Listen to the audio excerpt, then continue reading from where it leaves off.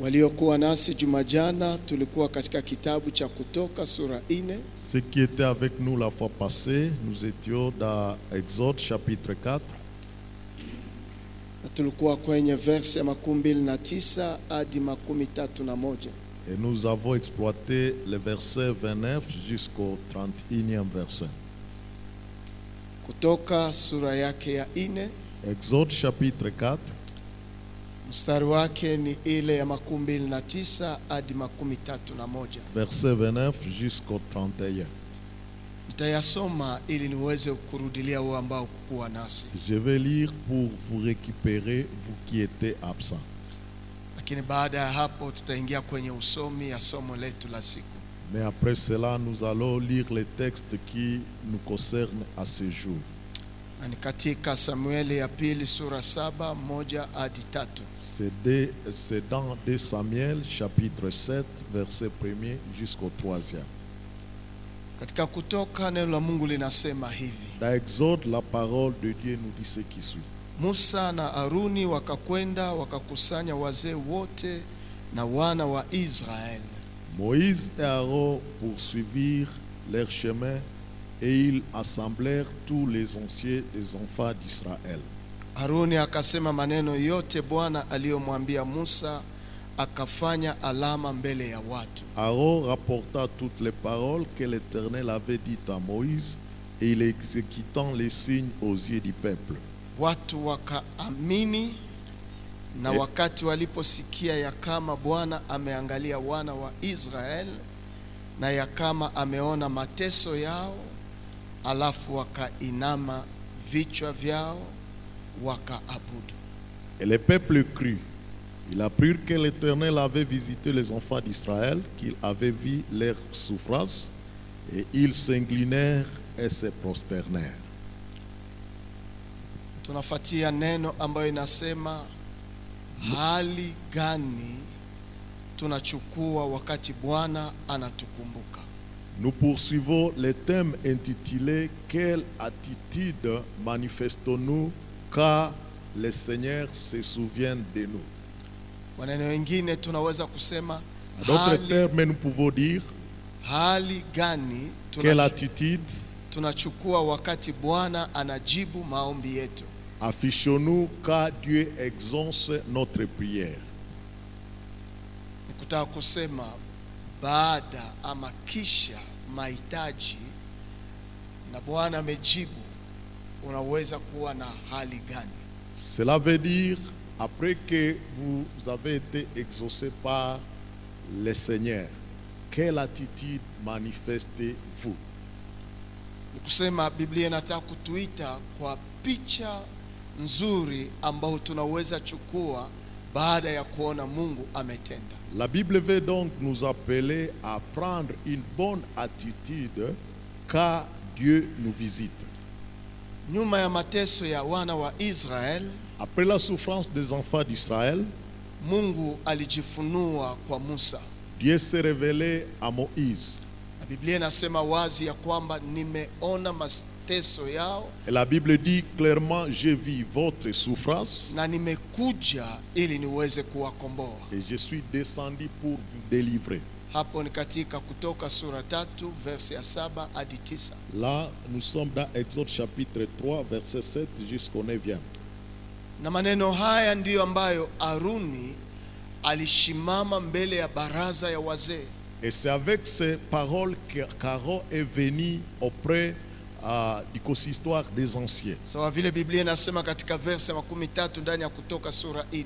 Comme cela nous est dit dans Exode chapitre 4, verset 30.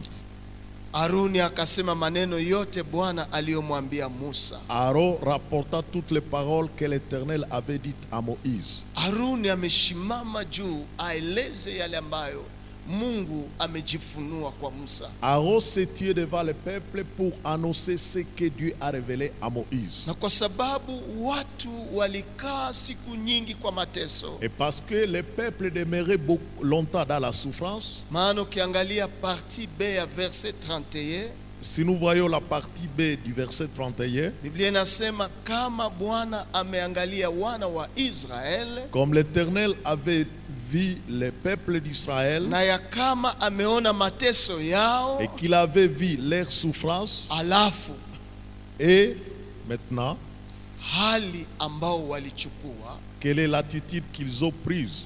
ya kwanza wakaamini. La première chose, le peuple a cru. Verset 31a, Là, nous sommes à la première partie du verset 31. wakaamini.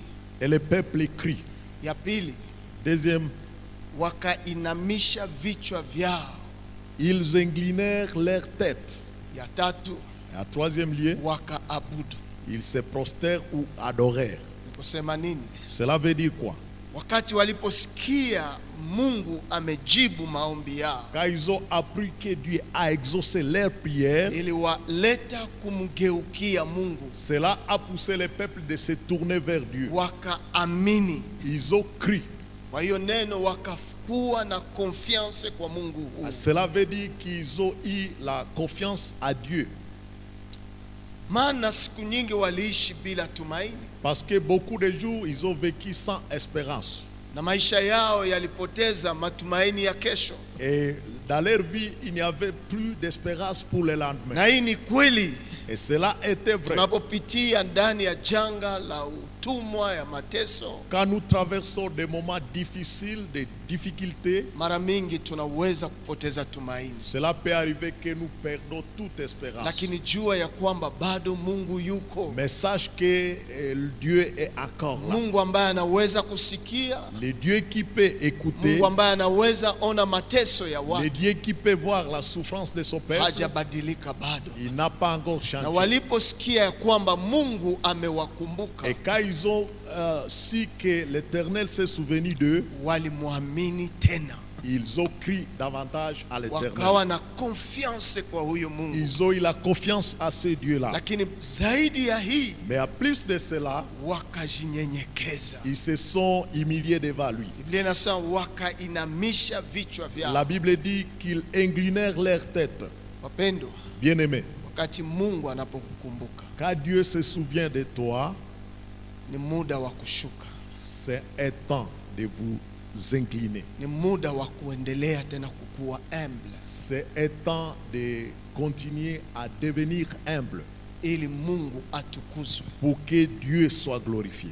Na Biblia inasema ya kwamba Et la Bible dit que nyuma wakafanya ibada na huyu Mungu, après ils ont fait un culte avec ce Dieu. wakaabudu Mungu, Ils se sont prosternés devant ce Dieu. wakampa sifa zake Ils huyu. ont donné louange à Dieu. Ndio maana tuliulizana C'est hivi, pourquoi on s'est posé la question de savoir, wakati Mungu amekukumbuka, quand Dieu se souvient de toi, attitude gani unashimamaka? quelle est l'attitude que tu prends toujours? Je, unamwacha Mungu Est-ce que vous abandonnez l'Éternel kwa sababu amekukumbuka, parce qu'il s'est souvenu de vous? ama hiyo kukumbukwa na Bwana yanakuleta tena karibu na Bwana? Ou bien quand le Seigneur se souvient de toi, cela te pousse encore à rapprocher Dieu davantage. Wakati Bwana anakukumbuka, Quand Dieu se souvient de vous, je, unajiinua est-ce que vous vous élevez? au ni wakati wa kuwa tena mnyenyekevu zaidi? Est-ce que ce n'est pas le temps d'être encore très humble? Wakati Bwana anatukumbuka, Quand Dieu se souvient de nous, je, ni wakati wa kufanya ibada na huyu Mungu est-ce que c'est le temps de faire et quitte avec ce Dieu? au ni wakati wa kumwacha Bwana na kukaa kwenye vilabu? Ou pour toi c'est le temps d'abandonner Dieu et vous mettre dans des bivettes? Israeli ilipoona Bwana wakatembea katika hatua hizo tatu. Quand Israël a vu le Seigneur, il a marché à ces trois étapes. Ya kwanza wakamgeukia Bwana katika Première chose, kumwamini, ils se sont tournés vers l'Éternel en croyant à lui. wakamfaire confiance. Ils ont fait confiance à Dieu. Ya pili, Deuxièmement, wakawa humble, wakajishusha. ils se sont humiliés devant ce Dieu.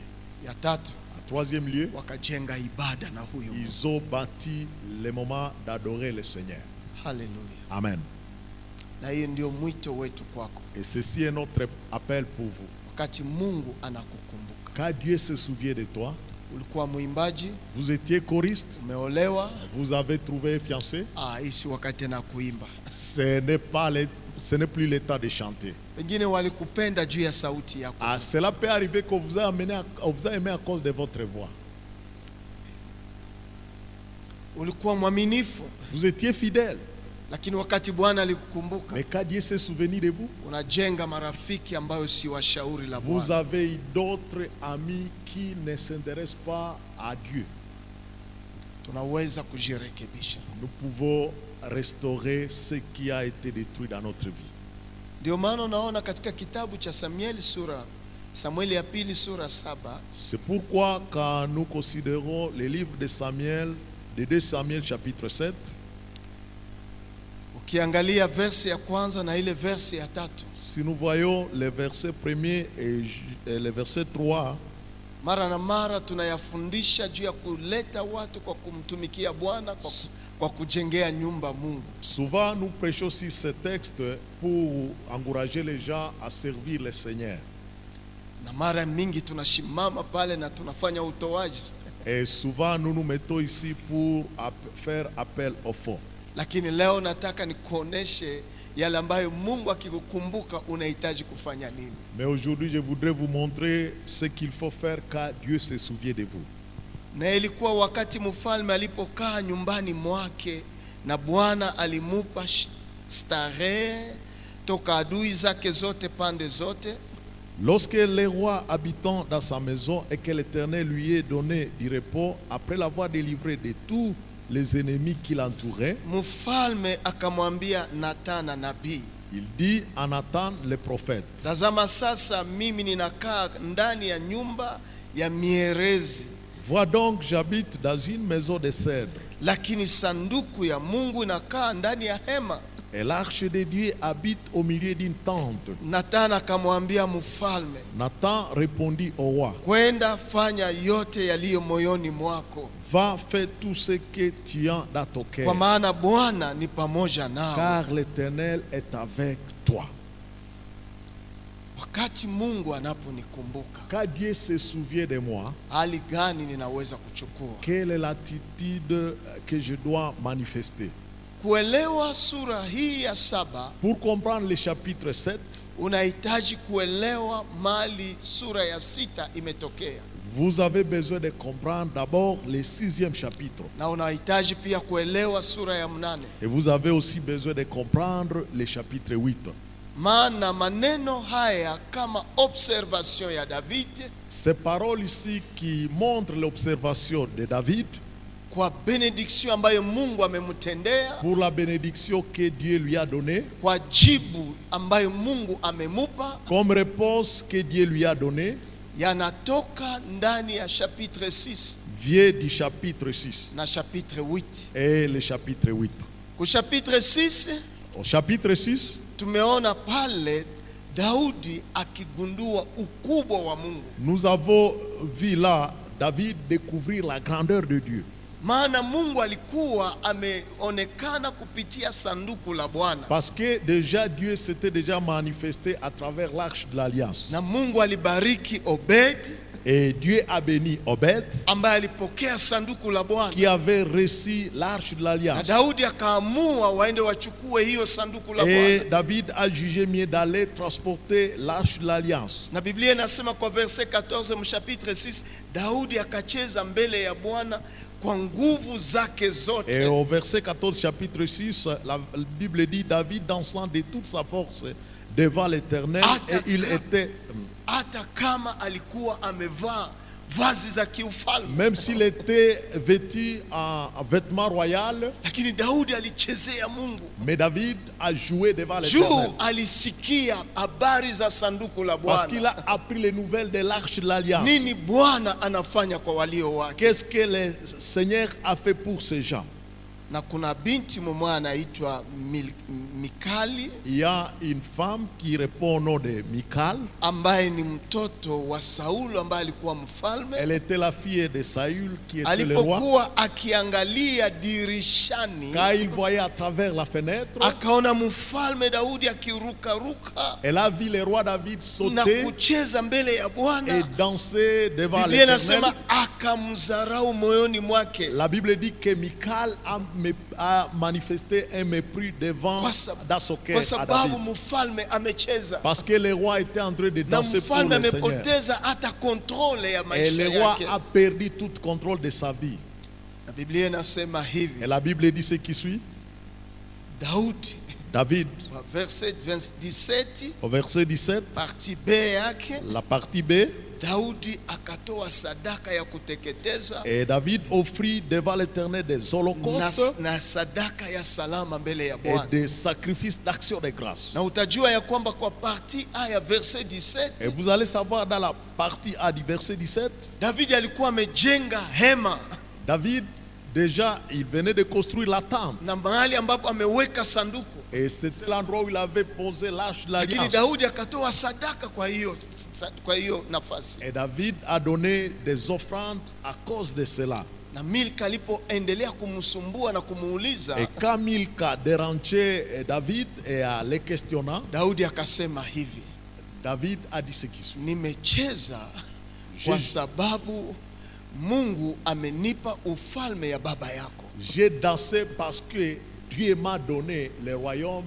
de ton père. na amenipa ufalme juu ya Israeli. Et il m'a donné de régner sur Israël. Wakati Mungu amekukumbuka, Car Dieu se souvient de toi.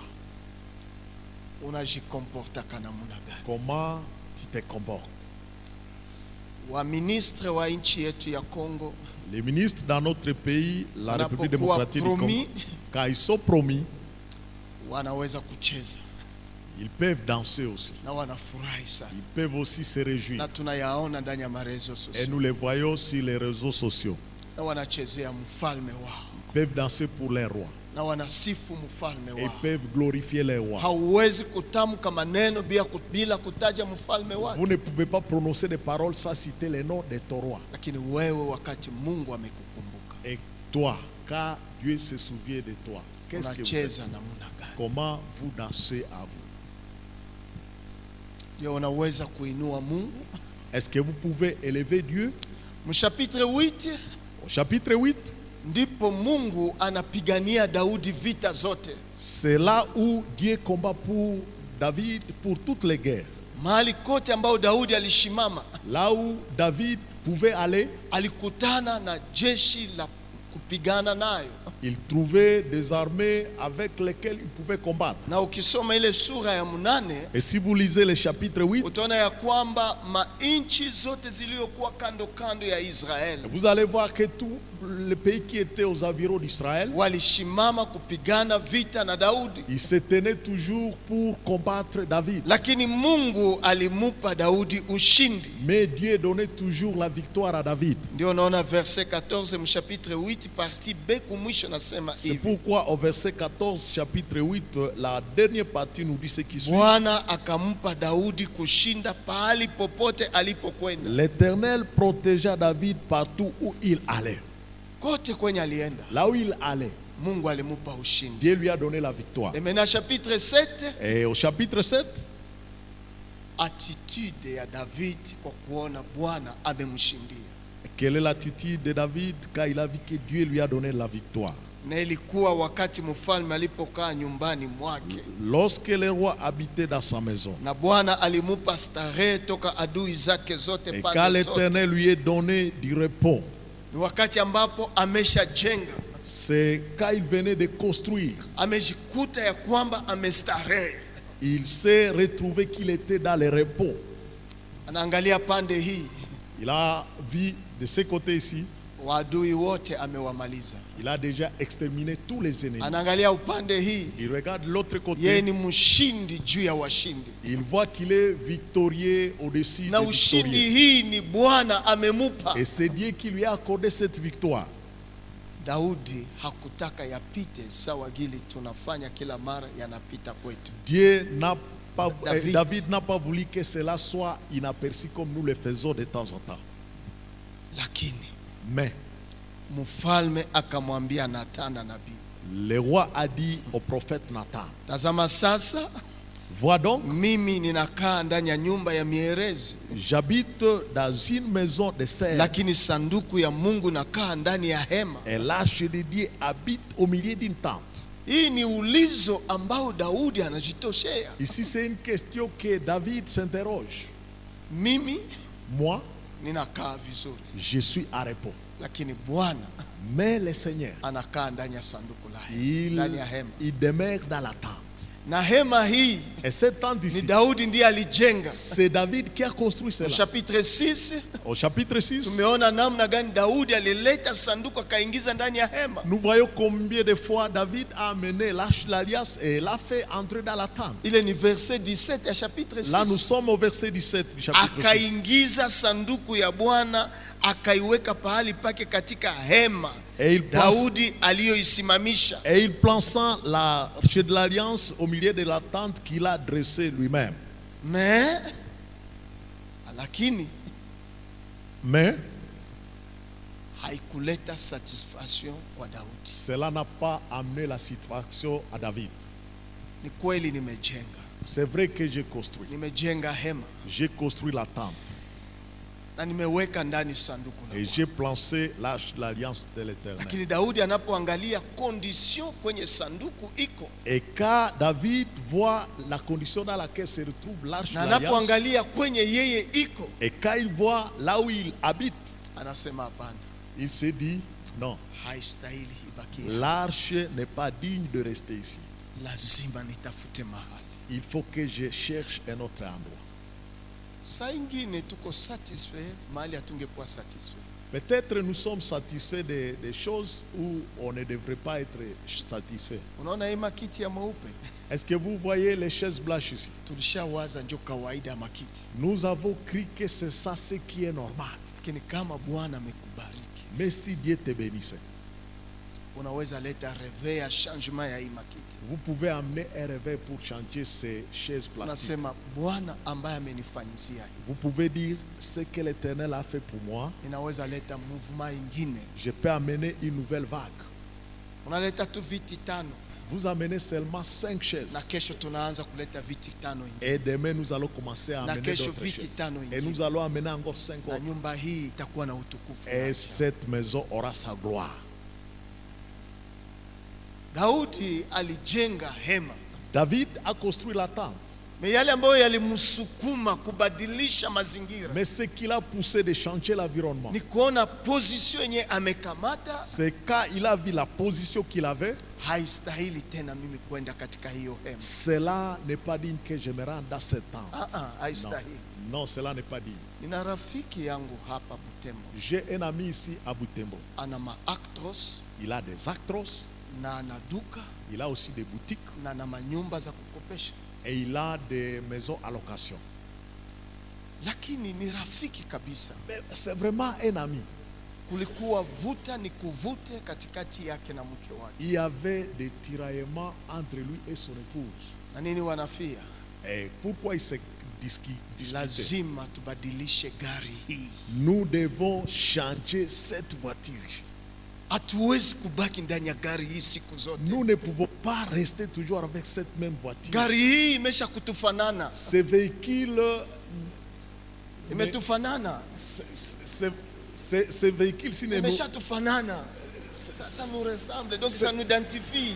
Ah, ce véhicule nous identifie. Make ukipita tu wanasema fulani amepita, Quand vous passez, on va dire l'homme tel passe. lakini ana nguvu zake. Mais il a sa force.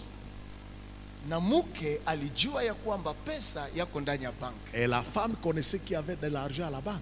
Na ninatoa hii mfano kwa sababu ni rafiki yangu sana. Et je Tumeongelea donne cet sana. exemple parce qu'il est mon grand ami. Na ni pastor, Et c'est un pasteur. mais pasteur homme d'affaires. Mais c'est un pasteur qui se débrouille dans la vie. Alafu nikaingia kwa hiyo maneno kama pasteur kutafuta kutatua hiyo Lui, il a matatizo. été l'intermédiaire pour vouloir séparer les deux. Kwa nini hatuwezi uza gari Est-ce que nous ne pouvons pas acheter une bonne voiture ili amani ingie katikati pour yetu? que la paix entre parmi nous? Ninajua una uwezo, Je sais que vous avez la force. lakini sikia, Mais écoute, huyo baba akaniambia hivi, huyo mchungaji, ce serviteur m'a dit ce qui suit. pastor, Pasteur, mahali ambapo tuko kwa kanisa là où nous sommes, là où nous adorons à l'église, nimepanunua hapa karibuni sana. j'ai vendu cette parcelle. Nilouza. J'ai acheté cette parcelle dernièrement. Na tumejenga kanisa kwanza ya mbao. Et nous avons construit un bâtiment à plage. Lakini roho yangu nataka kujenga nyumba nzuri kwa Mungu wangu. Mais mon cœur veut que je bâtisse une belle maison pour l'Éternel. Hapo najiuliza, Et je me pose la nikikuya question. na Obama, Et si je viens avec une voiture Obama, ninaishimamisha nje. et je m'arrête là, je parque à cet endroit-là, Na ninaingia kwa kanisa, et j'entre dans le na temple, ninaanza kufundisha et je watu. commence à enseigner les Ibada gens. kiisha, Et quand cela ninaingia fait ndani ya Obama et tena. j'entre dans ma voiture, Est-ce que ndakuwa Obama? kweli juste mbele ya Mungu? est-ce que je serai juste devant Dieu? Hapana. Non. Sitauzaka gari kama siyajengea Mungu. Je n'achèterai jamais une meilleure voiture avant de construire pour Dieu. Ni mtu sawa na wewe iko hapa Butembo, C'est un individu, une personne comme vous, il est ici à lakini Butembo. ambaye macho yake imeona nini Mungu amefanya Mais kwake, ses yeux ont vu ce que Dieu a fait pour lui. na amekamata decision. Et il a pris une décision. Na wewe unaweza kamata Et toi aussi, decision. tu peux prendre la décision. Siwezi ikala tena kwa hii maplastiki, Je ne peux plus me mettre sur les chaises plastiques. kwa sababu nimejua nini Mungu amefanya. Parce que je connais ce que Dieu a fait pour moi. Mungu anapojibu maombi yetu Quand Dieu exauce nos prières, ni ili tuwe na moyo wa reconnaissance, c'est pour que nous ayons un cœur de reconnaissance. ni ili yafungue macho yetu kwake, C'est pour que cela ouvre nos yeux vers ce Dieu-là. na tuone nini Mungu iko. Et voir qui est Dieu. Me kama ni kawaida, Et si c'est normal, Daudi angesema ni mimi nilijenga hema David pouvait dire, c'est moi qui ai na construit hiyo la tente. sanduku ibaki ndani ya hema. Et que l'arche demeure toujours dans la tente. Wakati Mungu ametubariki, Quand Dieu nous bénit, attitude gani tunakamata? quelle est l'attitude que nous présentons? Na hii ni observation ya dimension ingine. Et ceci, c'est une observation d'une autre dimension. Kuiongelea ni rahisi, On peut en parler, lakini kuingia ndani ya pratique ya hiyo mais dimension entrer dans la pratique de cette dimension, ni neema pia. c'est une grâce. Wangapi zetu Combien parmi nous, wakiangalia background yao quand ils voient leur vie d'avant, na wanaangalia ya leo, et quand ils considèrent la vie présentement, unawaza ni kwa bure Mungu amekupatia hii position kwa leo? est-ce que vous pensez que c'est pour rien que Dieu vous a donné cette position aujourd'hui? Ni juu umtukuze C'est Mungu, pour que vous puissiez les glorifier. ni juu umbariki Mungu. C'est pour que vous puissiez bénir l'Éternel. Nani alifanya appel de fonds kwa David avec hii théologie? Qui a fait l'appel des faux pour David avec cette théologie-ci? Ni conscience yake, C'est sa conscience. ni passé yake, C'est ce qu'il a pensé. passé yake ya jana. C'est sa vie d'autrefois. Ayo yenyewe ilikuwa mwalimu. Cela a été un enseignant pour lui.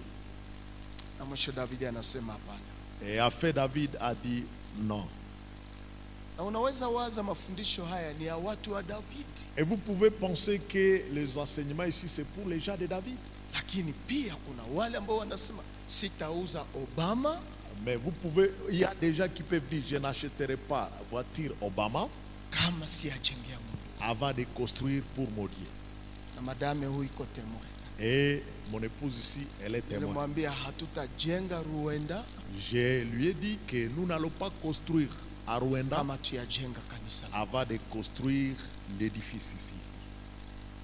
Na wakati niliona wamefanya mzinduo, Et quand j'ai vu qu'on a fait la dédicace de ce temple ici, nikaambia wazee, j'ai dit aux anciens de l'église, munipe sasa ruhusa niendeleshe nyumba yangu. est-ce que vous pouvez me donner la permission de continuer avec mon habitation? Niliomba ruhusa, J'ai demandé la permission. munipe ruhusa Donnez-moi la permission. na mimi naenda jenga sa nyumba Et yangu. moi, je peux aller construire ma Na propre maison. nikasema kama mtaendelesha nyumba hii, Et vous dites, si vous n'allez pas poursuivre les travaux de ces basi bâtiments, roho yangu meenda kwanza Ruenda. mon siku cœur hizi. est d'abord attaché à Rwanda. Hiyo ndio ninataka tufikie hatua. Et c'est à ce niveau où je voudrais que nous puissions arriver tous.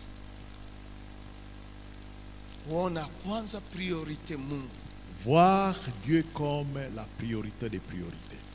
Na Davidi alipofanya ile ambayo Biblia inasema, Et quand David a fait ce que la Bible nous parle, verset 3, au verset 3, Nathan akamwambia mfalme, kwenda fanya yote yaliyo moyoni mwako, Nathan répondit au roi, va, fais tout ce qui est dans ton cœur, kwa maana Bwana ni pamoja nawe. car l'Éternel est avec toi. Daudi wanampa ruhusa. On accorde à David la permission. Ndio naona ku chapitre 8 C'est pourquoi au chapitre 8, utaona verset ile ya 10 B yake kwa mwisho na verset 11.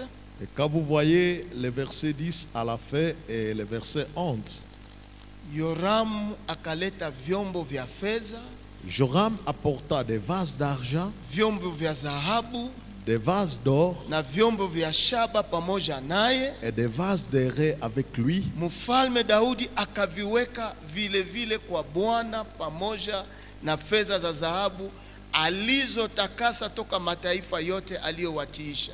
Le roi David les consacra à l'Éternel comme il avait déjà consacré l'argent et l'or pris sur toutes les nations qu'il avait vaincues.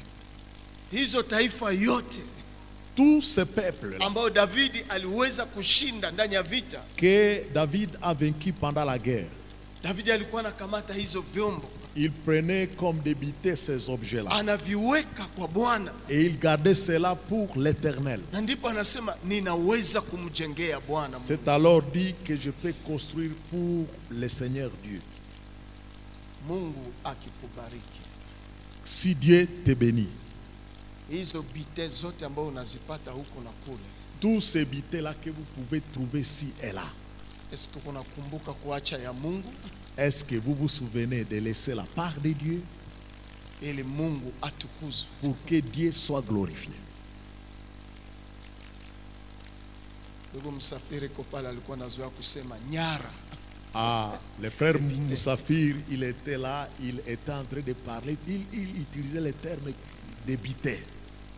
Manake ulienda huku Mungu anakubariki. Vous êtes parti là, le Seigneur vous a béni. Unaenda huku Mungu Quand anakubariki. vous allez de l'autre côté, le Seigneur vous bénit. Unazunguka Mungu Quand vous anakubariki. vous tournez, Dieu te bénit. Lakini unaweka sehemu ya Bwana. Vous gardez la part de Dieu. Na mwongozi wa Dimashi alinishangaza ndani ya kitabu cha Hesabu. L'officier de dimanche m'a étonné dans le livre des Nombres, Chapitre 18, chapitre 18, verset 29. et le verset 29. Napenda tupasome. Ah, je voudrais que nous puissions faire la lecture de ce passage. Nombre 18, Nombre chapitre 18, verset 29. verset 29. Na mpaka niliandika ku page ya kwanza Biblia yangu. Il a mentionné ça directement à la première page de sa Bible. Inasema hivi: Ah, il est dit ce qui suit. katika zawadi zenu zote mutatoa kila sadaka ya kunyunyulia ya Bwana na mafuta yake, hata sehemu yake iliyokuwa takatifu. Sur tous les dons qui vous seront faits, vous prélèverez toutes les offrandes pour l'Éternel. Surtout ce qui y aura de meilleur, vous prélèverez la portion consacrée.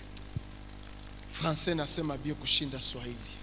La version française parle mieux que celle de Swahili. Swahili lifunga maneno. La version Swahili a affirmé certaines paroles. Jo inasema katika zawadi zenu zote mutatoa kila sadaka ya kunyanyuza kwa Bwana. Si tous les dons que vous serez faits, vous prélèverez toutes les offrandes pour l'Éternel. Na ikaongeze nasema hata sehemu yake iliyowekwa takatifu. Et si tout ce qui est consacré. Mais sikia français Mais kizilisema. écoute ce que dit la version française.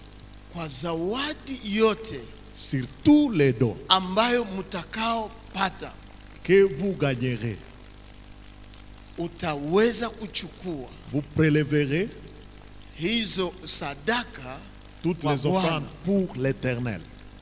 kwa yale yote ambao yanakuwa nzuri, C'est tout ce qui y aura de meilleur. utaichukua sehemu kwa Bwana. vous na prélèverez kuiweka la wakfu. portion consacrée.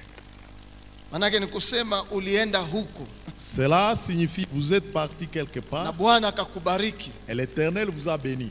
unaichukua, Vous prenez cela. unatosha sehemu kwa Bwana Vous prenez une portion pour na l'Éternel. unaenda huko Et vous allez là-bas. tena unabarikiwa, Et vous êtes béni. lakini hizo sehemu Mais ces portions-là, ni sehemu ambayo iko meilleur. toutes ces portions-là, ce sont des portions qui sont les meilleures. Meilleur Quality ambayo unachukua kwa Bwana, que vous prenez pour l'Éternel. kwa yote ambayo Mungu anafanya kwetu. Sur tout ce que le Seigneur fait pour nous. Wakati Mungu amejibu maombi yetu, Quand Dieu exauce notre prière, attitude ambayo tunaweza kuchukua, quelle est l'attitude que nous pouvons prendre? ya kwanza ni kukaa, C'est se mettre.